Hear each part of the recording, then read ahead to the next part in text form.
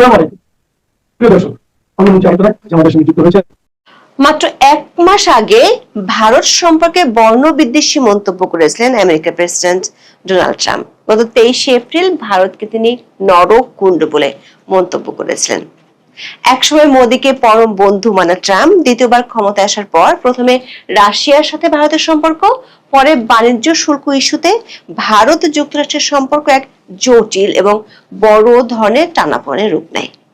কিন্তু ইরান যুদ্ধে বড় ধরনের ধরা খেয়ে চীন থেকে শূন্য হাতে ফিরে চীনকে দমানোর জন্য ট্রাম্পের শেষ ভরসা কোয়াডের যখন যায় অবস্থা, ঠিক তখনই মিস্টার আনপ্রেডিক্টেবল খ্যাত ট্রাম্প নিজে ১৮০ ডিগ্রি ঘুরে গেলেন। দিল্লির সঙ্গে ক্ষতিগ্রস্ত সম্পর্ক ঝালাই করতে পররাষ্ট্রমন্ত্রী মার্কো রুবিওকে পাঠালেন ভারতে। নিজে টেলিফোনে ঘোষণা করলেন ভারত যা চাইবে তাই পাবে। ট্রাম্পের এমন ঘোষণার পর কূটনৈতিক মহলের বড় প্রশ্ন, ভারত যুক্তরাষ্ট্রের কাছে ঠিক কি কি চায়? বাণিজ্য, প্রতিরক্ষা, ইন্দো প্যাসিফিক অঞ্চলের নিরাপত্তা, এসব শব্দগুলো দেশ দুটির কূটনীতিকদের মুখে প্রকাশ্যই শোনা যায়। কিন্তু যেগুলো শোনা যায় না কিংবা তারা প্রকাশ্যে বলেন না, সেগুলো নিয়ে চলে ট্র্যাক টু ডিপ্লোমেসি কিংবা ব্যাক চ্যানেল ডিপ্লোমেসি। দিল্লির একাধিক কূটনৈতিক সূত্র বলছে, জিনিসপত্র কেনা বেচা, রাশিয়া, চীন, ইরান ইস্যু, ইন্দো প্যাসিফিক অঞ্চলের নিরাপত্তা, এসব দৃশ্যমান ও বহুল আলোচিত ইস্যুর বাইরেও যুক্তরাষ্ট্রের কাছে ভারতের আরো একটি বড় ইস্যু আছে। আবার ভারতেরও যুক্তরাষ্ট্রের কাছে একটি চাওয়া আছে, সেটি হলো মিয়ানমার রেয়ার আর্থ। যুক্তরাষ্ট্র ও ভারতের মধ্যে গত বছরের সেপ্টেম্বর থেকে বাংলাদেশের একটি ইস্যু নিয়ে দেশ দুটির মধ্যে সমঝোতা পুরোপুরি হয়নি। ইস্যুটি হলো বাংলাদেশের অভ্যন্তরে অন্তর্ভুক্তিমূলক রাজনীতি ও জঙ্গিবাদ ইস্যু, যেটাকে নিজেদের নিরাপত্তার জন্য এই মুহূর্তে অন্যতম বড় ইস্যু হিসেবে দেখছে ভারত। কূটনৈতিক একাধিক সূত্র বলছে, দক্ষিণ এশিয়াতে নিজেদের প্রভাব ভালোভাবে প্রতিষ্ঠার শর্তে পরিষ্কারভাবে বললে বাংলাদেশ ইস্যুতে ভারতের নীতির প্রতি মার্কিন সমর্থন থাকবে এবং ট্রাম্প প্রশাসন দিল্লিকে এই ব্যাপারে সাহায্য করবে, এমন থার্ড পার্টি লিভারেজ ডিপ্লোমেসিতে এক ধরনের সমঝোতা হয়েছে মার্কিন পররাষ্ট্রমন্ত্রী মার্কো রুবিও আর ভারতের জাতীয় নিরাপত্তা উপদেষ্টা অজিত দোভালের মধ্যে। দিল্লির কূটনীতিকরা মনে করেন, ভারত বাংলাদেশের সঙ্গে বিদ্যমান ইস্যুগুলো, বাংলাদেশের অভ্যন্তরীণ রাজনীতি এবং বাংলাদেশ চীন সম্পর্কে বেশ কিছু নাটকীয় পরিবর্তন দেখা যেতে পারে। প্রশ্ন হলো, কেন যুক্তরাষ্ট্র বাংলাদেশ ইস্যুতেও ভারতের সাথে এক হয়ে যাচ্ছে? বিস্তারিত জানতে চলুন যাওয়া যাক বিশ্লেষণে।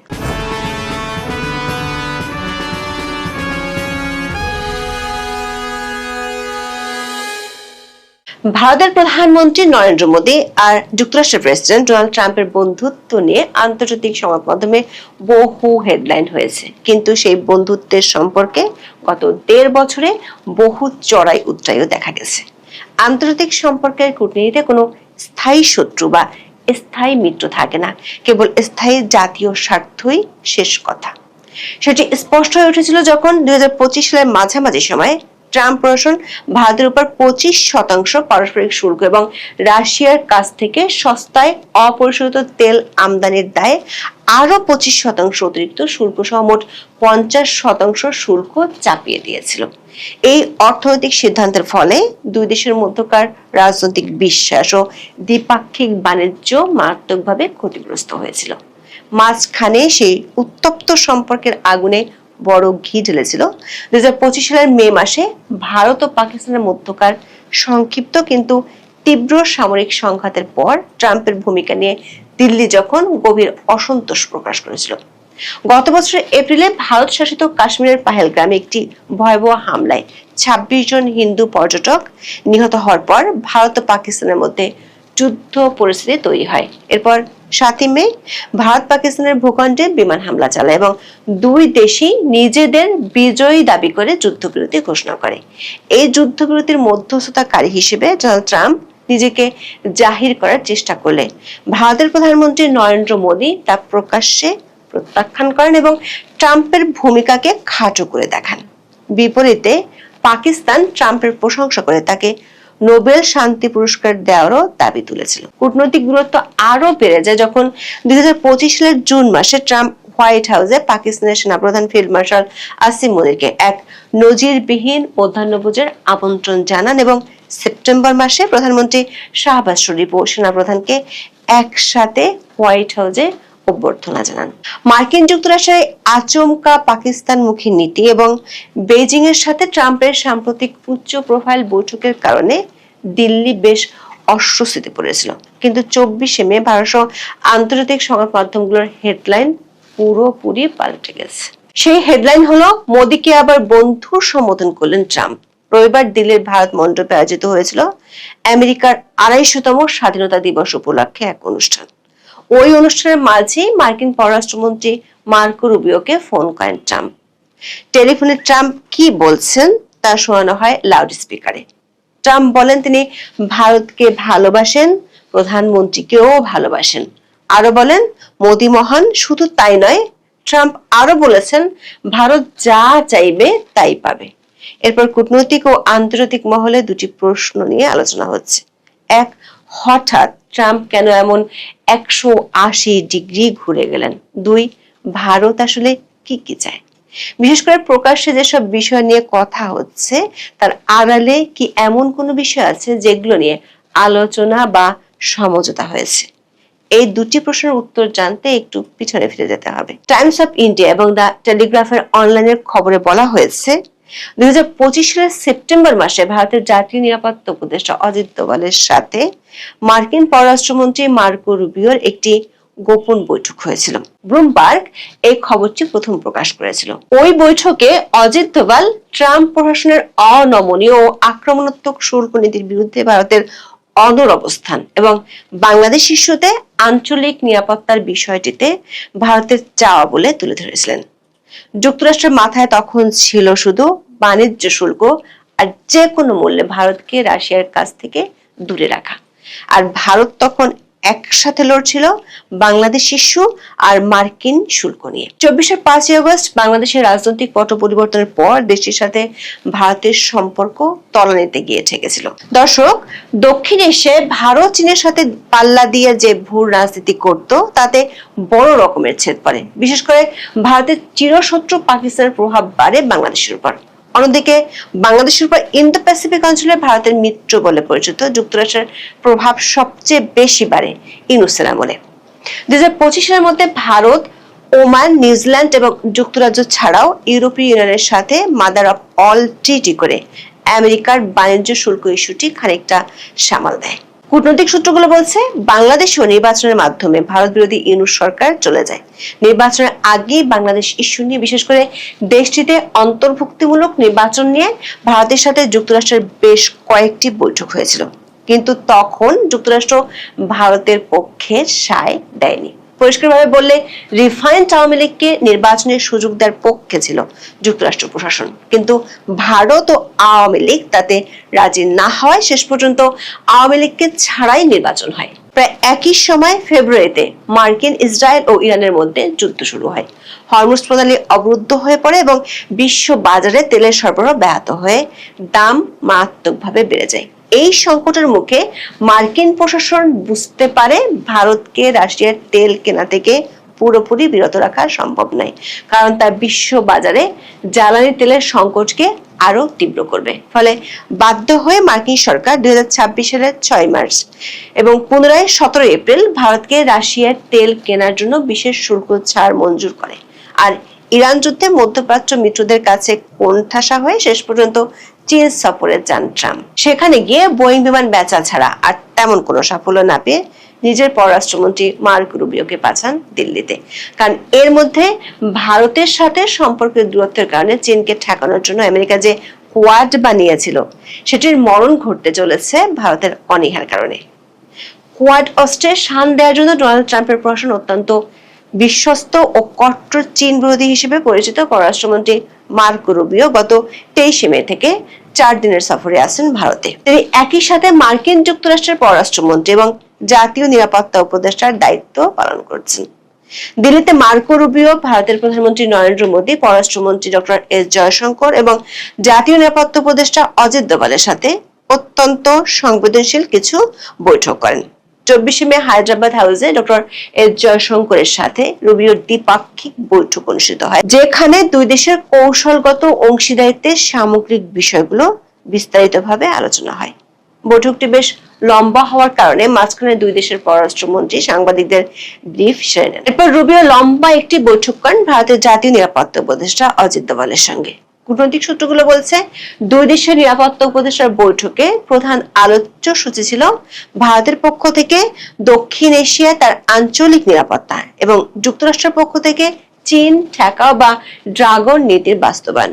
পররাষ্ট্র মন্ত্রণালয়ের সোশ্যাল মিডিয়া প্ল্যাটফর্ম এক্সে এই বৈঠকের কথা জানিয়ে লিখেছে, দুই দেশের দ্বিপাক্ষিক কম্প্রিহেন্সিভ গ্লোবাল স্ট্র্যাটেজিক পার্টনারশিপ বা ব্যাপক বৈশ্বিক কৌশলগত অংশীদারিত্বকে সর্বোচ্চ অগ্রাধিকার দিয়ে প্রতিরক্ষা, নিরাপত্তা এবং কৌশলগত প্রযুক্তিগত সহযোগিতা জোরদার করার বিষয়ে অত্যন্ত ফলপ্রসূ আলোচনা হয়েছে। দোভাল আর রুবিওর মধ্যে যে আলোচনা হয়েছে তার ভিত্তি হলো ট্রাস্ট, যার পুরো নাম হলো transforming the relationship utilising strategic technology.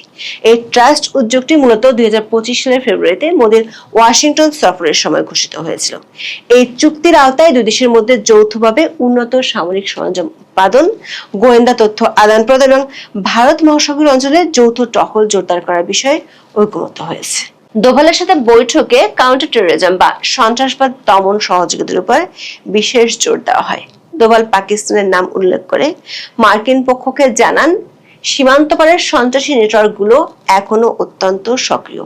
এই প্রসঙ্গে আলোচনা হয়েছে বাংলাদেশ ও দেশের অভ্যন্তরীণ রাজনীতি নিয়ে। দর্শক, বাংলাদেশের অভ্যন্তরীণ রাজনীতিতে মার্কিন প্রভাবের কথা এখন ওপেন সিক্রেটের বিষয়। ভারতের পক্ষ থেকে জানানো হয়েছে, বাংলাদেশে অন্তর্ভুক্তিমূলক রাজনীতি না থাকায় এবং পাকিস্তান পন্থীদের তৎপরতা বাড়ায় ভারতের আঞ্চলিক নিরাপত্তা হুমকির মুখে পড়তে পারে। দিল্লির মতে বাংলাদেশে একটি ভারসাম্যপূর্ণ ও অন্তর্ভুক্তিমূলক রাজনৈতিক পরিবেশ বজায় রাখার জন্য কট্টরপন্থী দলগুলোর বিপরীতে আওয়ামী লীগ সহ অন্যান্য ধর্মনিরপেক্ষ শক্তিগুলোর টিকে থাকা খুবই দরকার। ভারত সফরে পাকিস্তান ইস্যুতে মার্কো রুবিও সরাসরি মন্তব্য করেছেন, বলেছেন অন্য কোনো দেশের সম্পর্কের ইস্যুতে ভারতের সাথে সম্পর্ক নির্ধারিত হবে না। আবার ভারতের চিকেন স্নেকের কাছে বাংলাদেশের তিস্তা প্রকল্পে চীনের বিনিয়োগ নিয়েও ভারতের উদ্বেগ আছে। অন্যদিকে ট্রাস্ট চুক্তির অধীনে যুক্তরাষ্ট্রের চাওয়া হলো মিয়ানমারের রেয়ার আর্থ ইস্যুতে ভারত যেন যুক্তরাষ্ট্রকে সাহায্য করে। এই চুক্তির একটি গুরুত্বপূর্ণ ইস্যু হলো ভবিষ্যৎ প্রযুক্তির জন্য প্রয়োজনীয় খনিজ সরবরাহ নিশ্চিত করা। দক্ষিণ এশীয় অঞ্চলে যুক্তরাষ্ট্রের সামনের দিনগুলোর সবচেয়ে বড় মাথা ব্যথা হলো মিয়ানমারের রেয়ার আর্থ এলিমেন্ট, তার জন্য দরকার ভারতের সাহায্য। কূটনৈতিক সূত্রগুলো বলছে, কূটনৈতিক পরিভাষা যখন দুই পরাশক্তি বা দেশ নিজেদের আনুষ্ঠানিক বৈঠকের মূল আলোচ্য সূচির বাইরে কোনো তৃতীয় দেশের অভ্যন্তরীণ পরিস্থিতি নিয়ে আলোচনা করে, তখন একে close door third party discussion বলা হয়। তার মানে হলো আলোচনাটি অত্যন্ত উচ্চ পর্যায়ের এবং সংবেদনশীল হওয়ায় এর গোপনীয়তা কঠোরভাবে রক্ষা করা হচ্ছে। এটি হলো এক ধরনের স্ট্র্যাটেজিক কনভার্জেন্স বা কৌশলগত মিলন। সূত্রগুলো বলছে, গত বছরের সেপ্টেম্বর থেকে কৌশলগত ব্যাক চ্যানেল বোঝাপড়া তৈরির জন্য অজিত দোভাল চেষ্টা করে আসছেন। দিল্লিতে দোভাল ও রুবিওর বৈঠকের পর সেই চেষ্টা অনেকখানি সহজ হয়ে গেছে। এর সূত্র ধরে এখন শুরু হতে পারে থার্ড পার্টি লেভারেজ ডিপ্লোম্যাসি বা কূটনীতি, যেখানে মূল লক্ষ্য হলো ভারত তার নিজের ভূ রাজনৈতিক স্বার্থ উদ্ধারের জন্য সরাসরি সংঘাত বা আলোচনায় না গিয়ে শক্তিশালী বন্ধু রাষ্ট্র যুক্তরাষ্ট্রের প্রভাবকে পর্দার আড়াল থেকে নিখুঁতভাবে ব্যবহার করবে। আর সেটি হলে বাংলাদেশের অভ্যন্তরীণ রাজনীতিতে নতুন নতুন অনেক মেরুকরণ দেখা যাবে। আবার এই পরিস্থিতি এমন এক সময় তৈরি হয়েছে যে সময় শেখ হাসিনার বাংলাদেশে ফেরার ইস্যুটি নিয়ে আলোচনা বেশ জমে উঠেছে। শেখ হাসিনা এরই মধ্যে একাধিক ভারতীয় পত্রিকায় ইমেল সাক্ষাৎকার দিয়ে ঘোষণা করেছেন তিনি বাংলাদেশে ফিরে বিচারের মুখোমুখি হতে চান। ভারত ও বাংলাদেশের মধ্যে কূটনৈতিক সংবেদনশীল একটি ইস্যু হলো শেখ হাসিনার প্রত্যাবর্তন। ইউনূসের আমলে অন্তর্বর্তী সরকারও জানতো রাজনৈতিক কারণে ভারত শেখ হাসিনাকে এভাবে ফেরত দিবে না। যমুনা টেলিভিশনকে এক সাক্ষাৎকারে বিষয়টি স্বীকার করেছেন সে সময়কার পররাষ্ট্র উপদেষ্টা তৌহিদ হোসেন। সূত্রগুলো বলছে, দোভাল ও রুবিওর আলোচনার সূত্র ধরে যুক্তরাষ্ট্র যদি বাংলাদেশে থার্ড পার্টি লিভারেজ ডিপ্লোম্যাসি বা কূটনীতির বাস্তবায়ন ঘটাতে চায়, তাহলে শেখ হাসিনা ইস্যুতে নতুন করে ভাবতে হবে বাংলাদেশের ক্ষমতাসীন বিএনপি সরকারকে। এখন এ পর্যন্ত, সবাই ভালো থাকুন, সুস্থ থাকুন, নিরাপদে থাকুন। দেখা হবে আগামী পর্বে। আসসালামু আলাইকুম রহমতুল্লাহি ওয়া বারাকাতুহু। সম্মানিত দর্শক, ডক্টর মোহাম্মদ ইউনূসের জামানাতে মার্কিন যুক্তরাষ্ট্রের সঙ্গে বাংলাদেশের যে একটা চুক্তি হয়েছিল, এটি এখন গোলামির চুক্তি হিসেবে, দাসত্বের চুক্তি হিসেবে মোটামুটি টেকনাফ থেকে তেঁতুলিয়া পর্যন্ত সমস্ত মানুষের মুখে মুখে ফিরছে। পরিস্থিতি জটিল হয়ে পড়েছে এবং এই চুক্তিকে এখন আর কেউ ধারণ করতে চাচ্ছে না।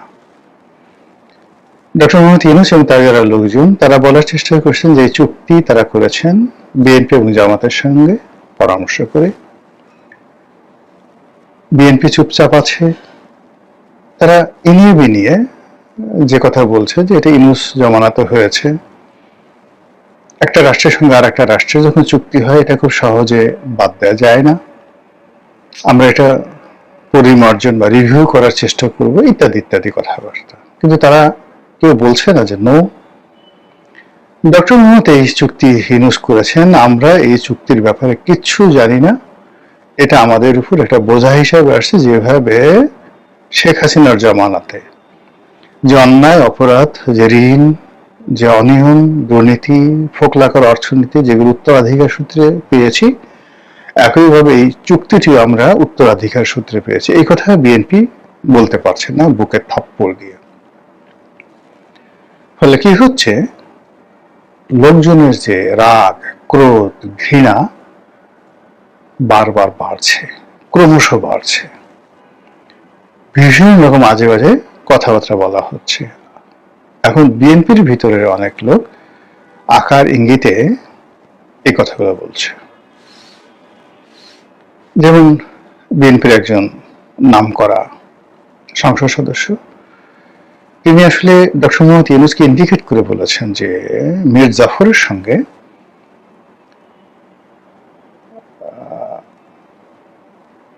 রবার্ট ক্লাইভের যে যুদ্ধ হয়েছিল, বেইমানের চুক্তি হয়েছিল, দেশ বিক্রির চুক্তি হয়েছিল, ন্যাশনাল ট্রেজারি বিক্রির চুক্তি হয়েছিল, এদেশের জনগণকে 200 বছরের গোলামিতে সেই যে আবদ্ধ করার, শৃঙ্খলিত করার যে চুক্তি স্বাক্ষরিত হয়েছিল, এই চুক্তিটি আমেরিকার সঙ্গে বাংলাদেশের যে চুক্তিটি ঠিক এইরকম।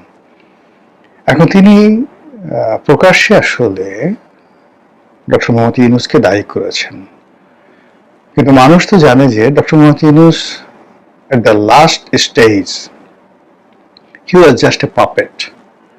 তিনি যা কিছু করেছেন বিএনপির কথায়, জামাতের কথায়, আমেরিকার কথায় করেছেন। আলটিমেটলি এইভাবে আলোচনা হচ্ছে। এর প্রেক্ষিতে যেটা হয়, জামাত এর দায় এড়াতে চাচ্ছে। যখন এই চুক্তির বিষয়টি নিয়ে খুব আলোচনা হচ্ছিল, তখন পররাষ্ট্রমন্ত্রী যখন ডক্টর খলিলুর রহমান, তিনি ডক্টরেটকে জানি না, খলিলুর রহমান, জনাব খলিলুর রহমান, তিনি যখন বললেন যে এই চুক্তি যখন হয়েছে তখন দেশের প্রধানতম রাজনৈতিক দলগুলোর সঙ্গে পরামর্শ করে করা হয়েছে। যারা নিন্দুক তারা বলেছেন যে যখন এই চুক্তি হয়েছে, যে হোটেলে হয়েছে, সেখানে অমুক অমুক বসা ছিল, অমুক অমুক বসা ছিল, তাদের সামনে চুক্তি হয়েছে। আল্লাহ মাফ করুক, জামাতের আমির বয়স্ক মানুষ, তো এমনি রোগ শোক আছে শরীরে। তিনি বলছেন যে, প্রথমে বলছেন যে এই চুক্তি সম্পর্কে আমরা কিছুই জানি না। এখন লোকজন বলার চেষ্টা করছে কে বলেছে সত্য, জামাতের আমির সত্য নাকি ডক্টর খলিলুর রহমান। এটা আসলে জামাতের আমিরের জন্য ভীষণ রকম একটা অপমান। তিনি সত্য বলেছেন না মিথ্যা বলেছেন, এটা নিয়ে যখন খলিলুর রহমান সাহেবের সঙ্গে তুলনা করা হয়, অন্য কারোর সঙ্গে তুলনা করা, ইট মিনস তিনি যে সত্য বলেন না বা তিনি যে মিথ্যা বলতে পারেন, এই ব্যাপারে মানুষের বিশ্বাসটা 50-50। এই অবস্থা যখন চলছে, তিনি অনেকদিন চুপচাপ থাকলেন। তারপরে আবার যে গত কয়েকদিন আগে তিনি বললেন যে আমেরিকার সঙ্গে যে চুক্তি হয়েছে সেই চুক্তি সম্পর্কে জামাত কিছুই জানে না। এখন এখানে যে সমস্যাগুলো দেখা দেবে আগামীতে এই চুক্তি নিয়ে, প্রথম সমস্যা দেখা দেবে যে এই চুক্তির কারণে আমাদের যে জনগণের রোষ এটা বাড়তে থাকবে। এই চুক্তিতে কি হলো, লাভ হলো, কতটা লস হলো, ডাজ নট ম্যাটার। প্রথম হলো এটা একটা গোলামের চুক্তি, আমেরিকার সাথে হয়েছে, বিএনপি করেছে, জামাত করেছে, ইউনূস করেছে, সব খারাপ। এই হলো আমাদের দেশের একটা নর্মাল, যাকে বলা হয় মানুষের অস্থিরতা, এবং মানুষ এরকমই। এখানে মানুষ হযরত ঘোড়া শাহের মাজার জিয়ারত করে, এটা নিয়ে দেলোয়ার হোসেন সাইদের একটা বিখ্যাত গল্প আছে। যাই হোক, তো ঘোড়াও নেই, শাহও নেই, সে ঘোড়া শাহ, সে ঘোড়া শাহর মাজার তারা জিয়ারত করে। এখানে ন্যাংটা পীরের মাজারকে নিয়ে মার্ডার হয়ে যায়, খুনে হয়ে যায়, পীর ন্যাংটা পীর, এরকম। তো যাই হোক, এই বাংলাদেশে মানে যে কোনো সত্যর চাইতে, সত্য কথার চাইতে গুজব বেশি শক্তিশালী। এখানে বাস্তবতার চাইতে কল্পনা বেশি কাজ করে। এই দেশের আপনি কাউকে কোনো কিছু দিলেন, প্র্যাকটিক্যালি এক প্লেট খাবার দিলেন, ওটা তাকে যতটা না খুশি করবে তার চেয়ে যদি তাকে একটা ফু দেন, হাতে একটা তাবিজ পরায় দেন, তারপরে হাত তুলে দোয়া করেন তুমি জান্নাতে যাবা, সেই লোক সে আপনার জন্য তার একটা কিডনি দিয়ে দিতে পারবে, অথচ সে কিন্তু 2 দিনে না খাওয়া, তার জন্য খাবার দরকার। কিন্তু যখন আপনি এরকম একটা অভুক্ত মানুষকে আপনি ধরে এনে একটা ফু দিলেন, জড়িয়ে ধরলেন, হাতে একটা তাবিজ পরাই দিলেন নিজের হাতে, তারপরে জোরে জোরে বলেন যে আল্লাহ তাকে তুমি বেহেশতে দান করো, বেহেশতে তাকে 70টা হুর দিও, আর বড় একটা মাকাম দিও, তালুক দিও। সেই লোক আপনাকে মুর্শিদ মানবে, পীর মানবে, এবং দরকার হলে চুরি করবে, ডাকাতি করে এনেও আপনার বাইতুল মালে টাকা জমা দেবে। এই হলো আমাদের দেশের মানুষের ইলিউশন। তো সেই ইলিউশনের যে জায়গাটি, কল্পনার যে জায়গাটি, সেটিতে এখন মার্কিন যুক্তরাষ্ট্রের সাথে একটা গোলামি চুক্তি হয়েছে। এটা নিয়ে চায়ের দোকান থেকে শুরু করে সব মানুষ, মানে যে সকল কথাবার্তা, এখন থেকে সরাসরি শুয়ারের মাংস আসবে, সবাইকে খাবারের মধ্যে শুয়ারের মাংস ঢুকে পড়বে, এইরকম গুজব একটার পর একটা গুজব চায়ের দোকানে ছড়িয়ে পড়ছে। বলবো যে এই আমেরিকা এত খারাপ, সে তোমার চায়ের মধ্যে ঢুকিয়ে দিচ্ছে, চিনির মধ্যে ঢুকিয়ে দিচ্ছে, দুধের মধ্যে এই হারাম জিনিস ঢুকিয়ে দিচ্ছে, এবং এটার কারণে আপনি একটা যুদ্ধ হয়েছে আমাদের দেশে, সিপাহী বিদ্রোহ 1857 সনে। কি ইংল্যান্ড একটা নতুন যাকে বলে রাইফেল আবিষ্কার করেছে। সেই রাইফেলের যে কার্টুজ মানে গুলি, সেই গুলি ভরার আগে ওটা মুখে কামড় দিয়ে ওই গুলিটার খোসাটা ছাড়াতে হতো। কে বা কারা গুজব ছড়িয়ে দিল যে এটার মধ্যে শুয়োর এবং গরুর চর্বি দেওয়া আছে, এটা মুখে দিলে মুসলমানদের ঈমান নষ্ট হবে এবং হিন্দুদেরও জাত যাবে। আর যাই কোথায়, ব্রিটিশ আর্মিতে যে সকল হিন্দু এবং মুসলমান সৈন্যবাহিনী ছিল তারা বিদ্রোহ করে বসলো। এই সে কি বিদ্রোহ! সেই বিদ্রোহ যদি আপনি পড়তে চান তাহলে খুশবন্ত সিং এর যে দিল্লি উপন্যাস, সেই উপন্যাসটা আপনি পড়লে বুঝতে পারবেন যে কত বৃহৎ ছিল সেই বিদ্রোহ। এই হলো আমাদের দেশের, মানে পুরো সাবকন্টিনেন্টের মানুষ গুজবের পিছনে কিভাবে ঘুরে, এবং সেই গুজবটা শুরু হয়ে গেছে এখন মার্কিন যুক্তরাষ্ট্রের সঙ্গে আমাদের যে চুক্তি, সেই চুক্তিকে কেন্দ্র করে। এই চুক্তি নিয়ে এখন কোন রকম না, এই চুক্তি ধারণ করে বিএনপি এগোতে পারবে না, আর এই চুক্তি ধারণ না করে বিএনপি ক্ষমতায় থাকতে পারবে না। এই চুক্তি নিয়েও বিএনপি জনগণের রোষানলে পড়বে, আর এই চুক্তি বাদ দিলে আমেরিকার রোষানলে পড়বে। আর অন্যদিকে Jamaat is going to lost everything. এদিকে বিএনপির জামাতও সবকিছু হারাতে যাচ্ছে। কি জন্য হারাতে যাচ্ছে? জামাত যদি সত্যিকার অর্থে এই চুক্তি সম্পর্কে কোনো কিছু না জানে, তাহলে এই যে এখন সে যে দায় নিচ্ছে না বা চুক্তির ব্যাপারে অ্যাভয়েড করছে, এটা আমেরিকা রোশানলে তারা পড়বে এবং তাদের এই যে কানেক্টিভিটি অ্যান্ড চ্যানেল যা কিছু আছে আমেরিকার সঙ্গে সব কিছু বন্ধ হয়ে যাবে। এটা গেল এক। 2 নম্বর হলো যে যদি এই চুক্তির সঙ্গে জামাতের সম্পৃক্ততা থাকে, তাহলে এই যে তাদের এই আনপ্রেডিক্টেবল কথাবার্তার জন্য যদি খলিলুর রহমান সাহেব মুখ খোলেন, সেটা এক ধরনের বিপদ ডেকে নিয়ে আসবে। যদি বিএনপি মুখ খুলে আর এক ধরনের বিপদ ডেকে নিয়ে আসবে। যদি আমেরিকা যে কাজটা করে, সিআইএ এবং পেন্টাগন, তারা সময় মতো ডকুমেন্টগুলো ফাঁস করে দেয়, সেই যে দেখেন উইকিলিজ বলেন বা অন্য যে সকল ফুটেজ বলেন, সাম্প্রতিক সময় আপনি দেখেন কাতার না, সাম্প্রতিক সময় যেটা এলো সংযুক্ত আরব আমিরাত, দুবাই এবং সৌদি আরব একটু এদিক ওদিক করছে ইরানের এই বিষয়গুলো নিয়ে। এই জন্য এই দুটো রাষ্ট্রকে পুরো রীতিমতো ব্যর্থ রাষ্ট্র প্রমাণ করার জন্য আমেরিকা তাদের যে ডকুমেন্ট, সেগুলো তারা প্রমাণ পত্রগুলো তারা ছেড়ে দিয়েছে ইন্টারনেটে। সেখানে দেখা যাচ্ছে যে এই যে ইরানের উপর যে বিমান হামলা হয়েছে, সেই বিমান হামলায় সৌদি আরব অংশগ্রহণ করেছে এবং সেই বিমান হামলায় দুবাই অংশগ্রহণ করেছে। ফলে এটা নিয়ে পুরো মধ্যপ্রাচ্যের যে মানচিত্র পাল্টে যাওয়ার সম্ভাবনা তৈরি হয়েছে। ওখানে যে যুদ্ধ চলছে, ওখানে যে কূটনীতি চলছে, যা কিছু চলছে সবকিছু, তো আমেরিকা হয় কি, যখন কোন একটা জায়গা ছেড়ে আসে, এটা অনেকটা আমাদের সে গ্রামের কিছু মানুষের মতো, যে আমরা তো খেতে পারবো না, তোকেও খেতে দেবো না। এক ডেকসি সেই পোলাও কোরমার মধ্যে দেখা গেল একেবারে নিজে কাপড় উঠিয়ে হেগে দিয়ে আসবে। আমেরিকা ঠিক এরকম একটা জাতি, সে নিজে যেটা পারবে না সে সবাইকে পচিয়ে দেবে, শেষ করে দেবে।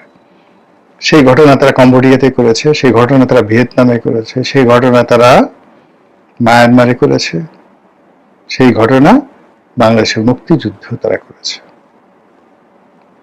It's a country. তো এই কান্ট্রির খপ্পরে যদি জামাত বিএনপি পড়ে থাকে, তারা এই চুক্তির ব্যাপারে আজীবন, মানে দেশ জাতিকে শৃঙ্খলিত করা তো পরের ব্যাপার, বিএনপি এবং জামাতকে আগে নিজের হাতে নিজেরা হ্যান্ডকাপ পরিয়ে, পায়ে ডান্ডা বেড়ি পরিয়ে, তারপর আমেরিকার রাষ্ট্রদূতের কাছে গিয়ে আত্মসমর্পণ করতে হবে। হুজুর, আমাকে মাফ করে দিন,